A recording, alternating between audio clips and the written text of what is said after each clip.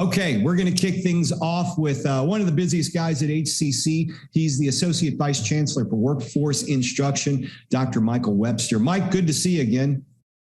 Thanks, Todd. Thanks for having me. So we have been doing things with Apple now really for a few years. I believe we started in 2017. We kicked off with the Swift coding, and we're actually one of the first in the country to offer that as a program. And now as a continuation with our partnership with Apple, this is a pretty unique program they're offering, and we're proud to be a part of it. Maybe you can tell us a bit about what it's all entails. Yeah, sure. And Todd, just so you know, it is a work weekend, given that it's Labor Day. It is a work weekend for some of us. Okay, that's right. Yeah, it is Labor Day. So tell us, Mike, Apple partnership, what's this new thing about? Yeah, so Apple has been a great partner for us, as you said, since 2017. And most recently, they kicked off their own community campaign to help support communities across the nation. And one area that they want to focus on is those that have had touch points with the justice system. So they have offered up to donate brand new equipment, Apple equipment, to HCC to help probationers, both juvenile and adult probationers across the region. And the probationers are going to get a chance to train for some careers, from what I understand, in-demand careers using Apple software and products, things that are going to take them far in the future. Maybe you can tell us about that. Yeah, it's kind of a three-pronged approach to helping the probationer. So the first is just to get them some computer fundamentals for those that need it. The second one is around computer coding and programming. So they'll be exposed to the Swift language. And then the third piece is really looking at the Apple products that allow for some creative outlets, and allowing those folks that have been in the justice system to do some storytelling of their own, and at the same time pick up the skills associated with that. So you think of something like Adobe or Apple Final Cut, they're going to be picking up those skills as well. Will they get an opportunity to actually get certifications in these programs, Mike? They will.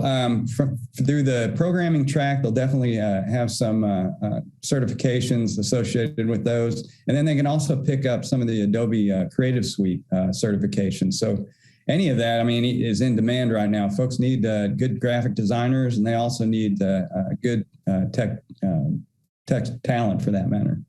How is Harris County involved besides just providing the probationers?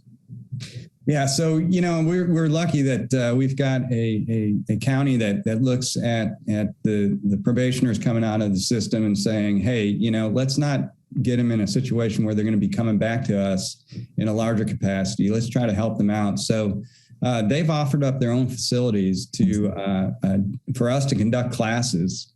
And so we're going to be located with this program at the Juvenile Justice System. And then we already offer programming at the Residential Probation Center in the north side of town, and then at their branch office down at 288.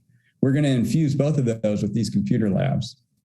Now, this partnership with Apple, the current partnership, is part of a huge commitment by Apple to support its National Racial Equity and Justice Initiative. Maybe you can tell us a bit about that.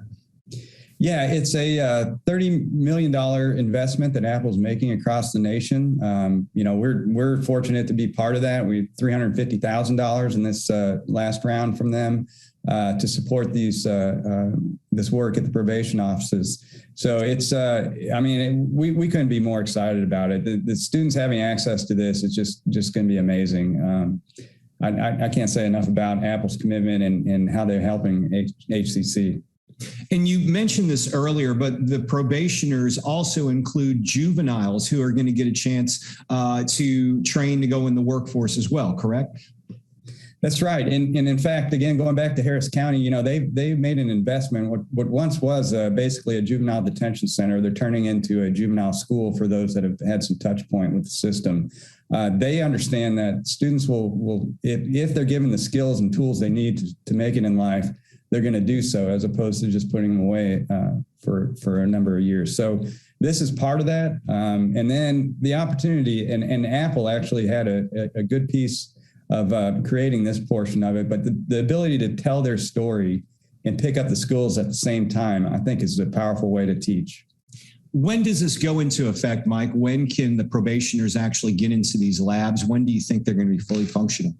Yeah, we're shooting for the end of September here to launch it in the different facilities. We're doing all the background IT work right now, getting security lined up for the system and ready to go for the students. Dr. Mike Webster, he's the Associate Vice Chancellor of Workforce Instruction. Thanks for being here, and we look forward to seeing you again in the future.